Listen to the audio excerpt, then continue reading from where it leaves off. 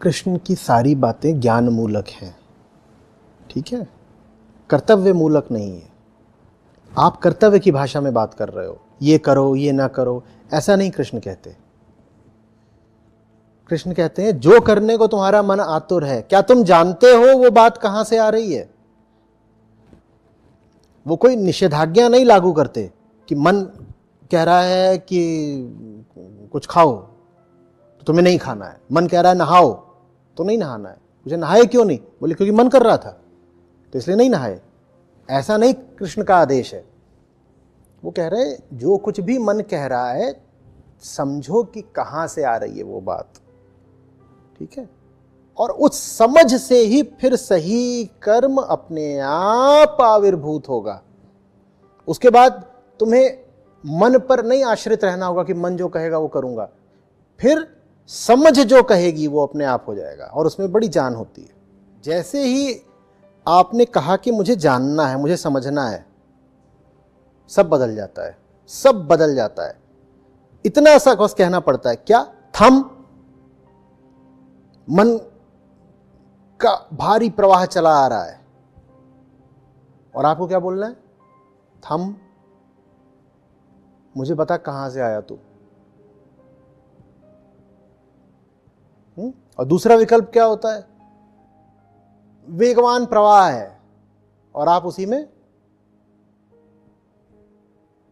बह निकले। कि कहां गए? वो बह गए,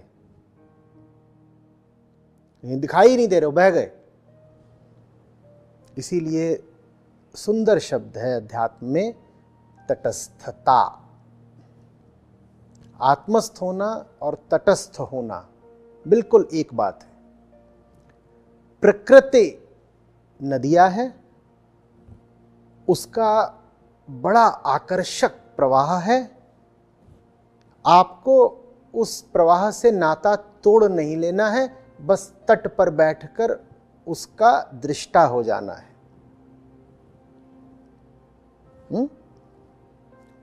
प्रवाह ना अच्छा है ना बुरा है, प्रवाह तो बस प्रवाह है।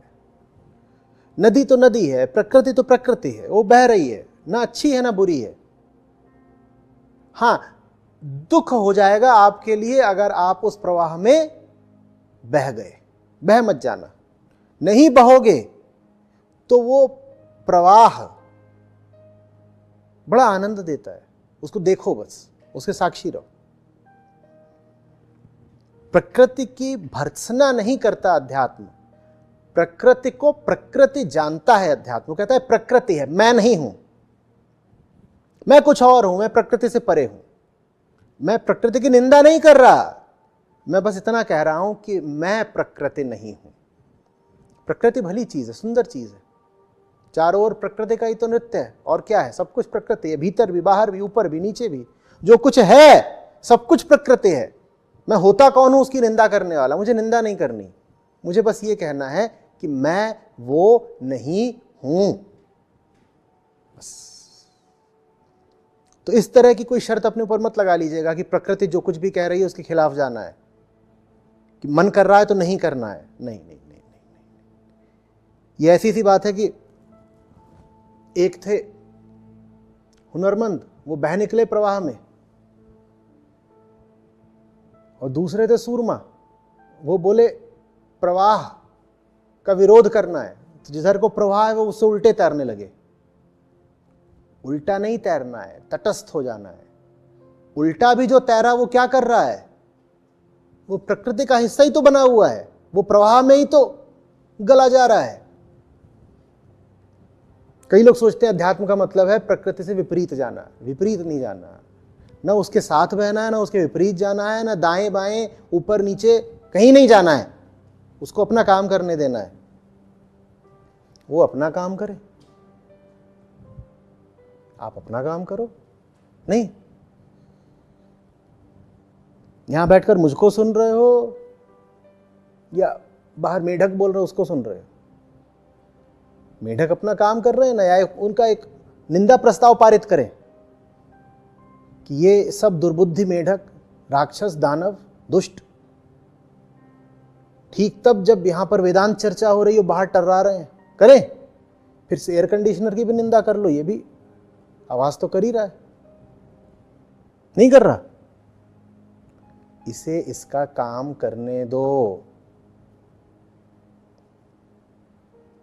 तुम अपना काम करो।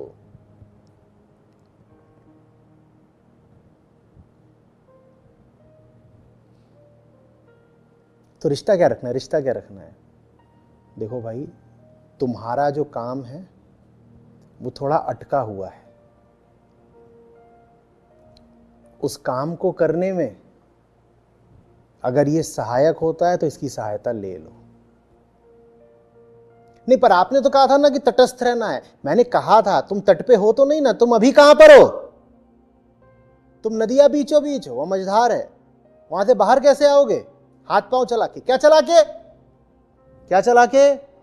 माने देह चला के। तो देह का यही उपयोग है। तटस्थ अचानक से थोड़ी हो जाओगे, तटस्थ कल्पना करके थोड़ी हो जाओगे, संकल्प मात्र से थोड़ी हो जाओगे, श्रम करना पड़ेगा।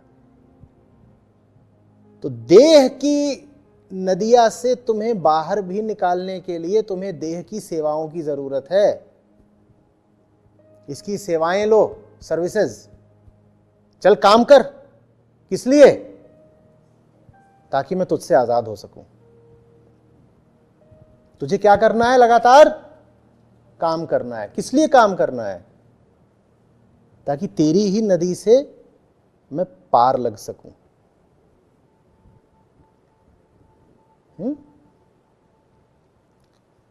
मझधार में फंसे हो, वहां बैठे बैठे मान्यता मत बना लेना कि मैं तो तटस्थ हूं, मैं तो सिर्फ देख रहा हूं। हैं? देख रहा हूं, डूबे जा रहे हैं और कह रहे हैं हम तो दृष्टा हैं।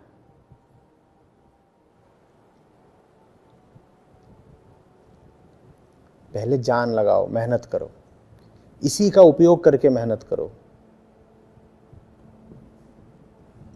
यही इसका सार्थक प्रयोजन है।